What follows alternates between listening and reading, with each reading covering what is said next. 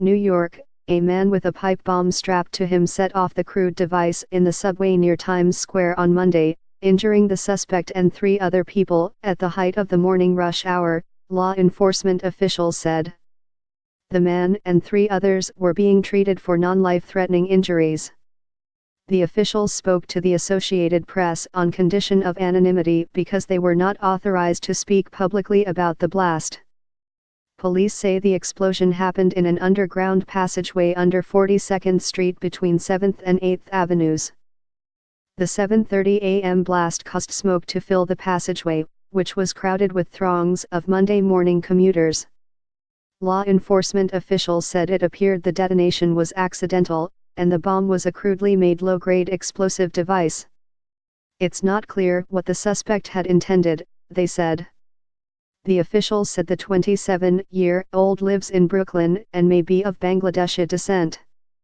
A photo published by the New York Post showed a bearded man crumpled on the ground with his shirt apparently blown off and black soot covering his bare midriff. A police officer is holding the man's hands behind his back.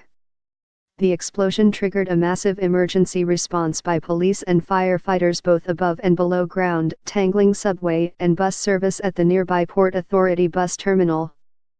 Elrena Peralta, a customer service worker for Greyhound, said she works in the Port Authority terminal complex near where the blast happened, but didn't hear the explosion. All we could hear was the chaos, she said. We could hear people yelling, "Get out! Get out! Get out!" John Miles, 28, from Vermont, was waiting for a bus to Massachusetts. He also didn't hear the blast, but saw police react. "I didn't know what was going on. Officers were running around. I was freaking out," he said. There was an announcement that people should take their bags and leave. They didn't incite panic. It was fairly orderly. Video from above the crossroads of the world showed lines of police and emergency vehicles, their lights flashing, lining the streets and no other vehicle traffic moving.